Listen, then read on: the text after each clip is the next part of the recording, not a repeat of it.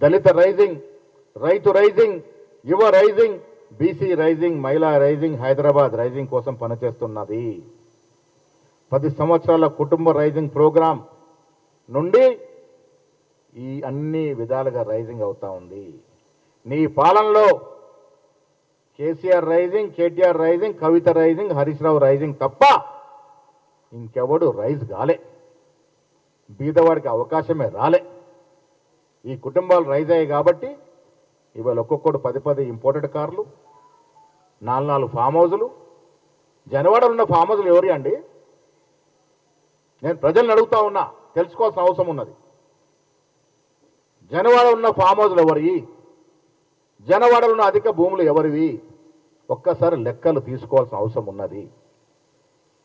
మీ form హౌజుల కోసం జీవోలు మార్చినట్టు సందర్భం, మీ ఫామ్ హౌజుల కోసం నాలాలు మార్చినట్టు సందర్భం, మీ ఫామ్ హౌజుల కోసం రిజిస్ట్రేషన్ల కోసం అమాయకులను తండించి బయటకు పంపించినట్టు నైజం. ఇవన్నీ మర్చిపోయారనుకుని మీరు మాట్లాడుతూ ఉన్నారు. వరంగల్ సభ జనం కొంత వచ్చిండొచ్చు, కానీ మీరు మాట్లాడే దాంట్లో పసలేదు.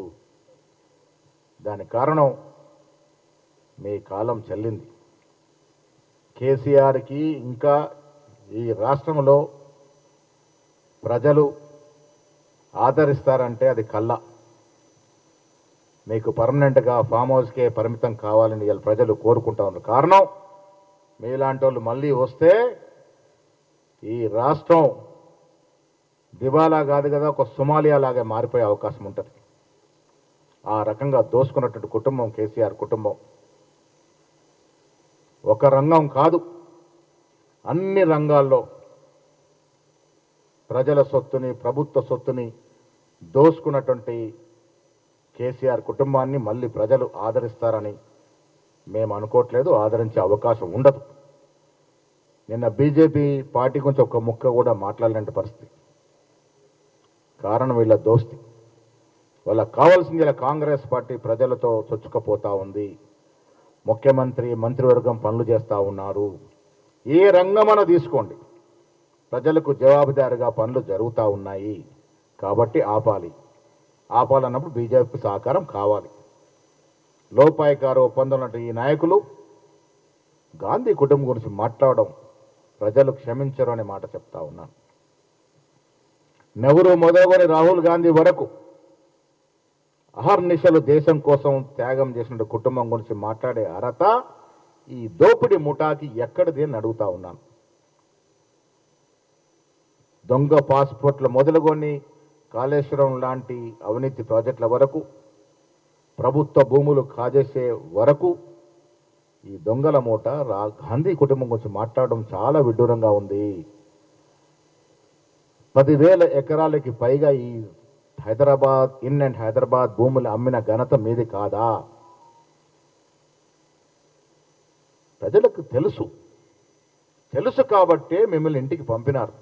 మళ్ళీ మీరు అధికారంలోకి వస్తే ఈ రాష్ట్రం అధోగత అవుద్దనే ఉద్దేశంతోనే ముఖ్యంగా రైతాంగం మిమ్మల్ని ఇంటికి పంపించినట్టు సందర్భం మర్చిపోయి మీరు చేసిన దోపిడీ, మీరు చేసిన అవినీతి పాలన, మీరు చేసిన అరాచక పాలన, మీరు చేసిన కుటుంబ పాలన, మీరు చేసిన పత్రికా విలేకరుల యొక్క వ్యతిరేక పాలన, మీకేమైనా స్వేచ్ఛ ఉండిందా మిత్రులారా? ఆ రోజు పత్రికల మీద, యజమానుల మీద ఆంక్షలు విధించినటువంటి పాపం కేసీఆర్ది కాదా? టీవీ ఛానల్ని బ్యాన్ చేసిన పాపం కేసీఆర్ది కాదా? ధర్నా చౌకులు ఎత్తేసిన పాపం కేసీఆర్ది కాదా? హౌస్ అరెస్టులు కొన్ని వేలు చేసిన పాపం కేసీఆర్ది కాదా? ప్రతిపక్ష నాయకుల నోళ్లు మూయించిన పాపం కేసీఆర్ది కాదా? కోదండరాముని గల్లా పట్టుకొని బయటకు ఈడ్చిన పాపం కేసీఆర్ది కాదా?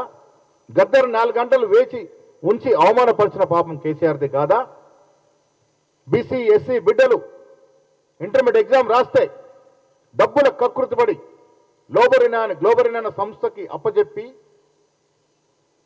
వాడు సరిగా దిద్దకుంటే కొన్ని 10,000 సంఖ్యలో విద్యార్థులు చనిపోతే ఆ పాపం మీది కాదా?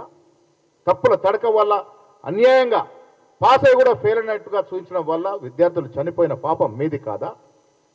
ఎన్నిసార్లు గ్రూప్ ఎగ్జామ్స్లో పేపర్ లీకేజ్కు పాల్పడి మీ కుటుంబ సభ్యులు పేపర్ లీకేజ్ చేసి అమ్ముకున్న పాపం మీది కాదా?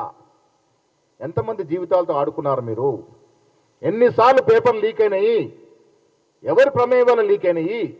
మీ కుటుంబ సభ్యుల ప్రమేయం లేదా దాంట్లో? లీకేజీల వల్ల ఎన్ని కుటుంబాలు రోడ్డున పడ్డాయో ఆ పాపం మీది కాదా అని అడుగుతా ఉన్నాను. పాపపు పాలన సాగించి ఇవాళ ఆ పాపాతుల ముఠ వచ్చి కాంగ్రెస్ గురించి మాట్లాడుతూ ఉంది. మీ పాపాలు పెరిగినాయి కాబట్టే పార్లమెంట్లో మీ గుండు సున్నా ఇచ్చినారు. అసెంబ్లీలో మీకు ప్రతిపక్ష హోదా వస్తే నువ్వు ఒక్కరోజు బయటికి రాని పాపం. పెద్దవాడుగా కేసీఆర్ని గౌరవిస్తాం, కానీ ఆయన చేసిన 10 ఏళ్ల అరాచక పాలన తెలంగాణ రాష్ట్ర ప్రజలు క్షమించరుగాక క్షమించరు. రాష్ట్రంలో ఆస్తుల విధ్వంసం జరిగింది, ఆర్థిక విధ్వంసం జరిగింది. నిరుద్యోగులు ఎంతో మంది అస్సులు బాసినారు. ఉద్యోగాల కోసం వేచి చూసి చూసి చూసి కేసీఆర్ పోకడ వల్ల, కేసీఆర్ నిర్వాకం వల్ల, కేసీఆర్ దొరపాలన వల్ల ఎంతో మంది ఆత్మహత్యలు చేసుకున్నటువంటి సందర్భం మర్చిపోకూడదు.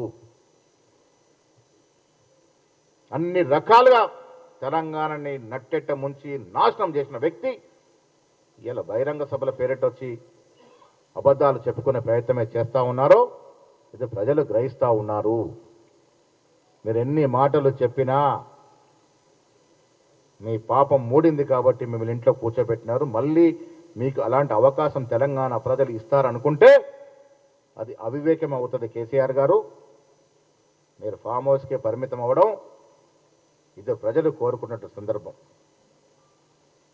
మీ కొడుకు, మీ కూతురు, మీ హరీష్ రావు వల్ల ఎంత ఇబ్బంది పడుతున్నావో నువ్వు మాకు కూడా తెలుసు. ఆ సానుభూతి మాకుంది. మీ ఇంట్లో జరుగుతున్న రాజకీయ చదరంగంలో నువ్వెంత బాధపడుతున్నావో మేము మీకు సానుభూతి వ్యక్తం చేస్తూ ఉన్నాం. కేటీఆర్ గారు ఎన్ని అబద్ధపు ప్రచారాలు సోషల్ మీడియా ద్వారా ప్రచారం చేసినా అది క్షణికాలమే నిలుస్తుంది. వాస్తవాలు తెలుస్తూ ఉన్నాయి ప్రజలకి. హెచ్యు భీముల్లో మీరు ఆడిన నాటకం, మీరు ఏ టెక్నాలజీ వాడి ఎంత అబాసుపాలు చేయాలనుకున్నారో ప్రభుత్వాన్ని ప్రజలు గ్రహిస్తూ ఉన్నారు. ఈ టెంపరీ గెయిన్స్ తప్ప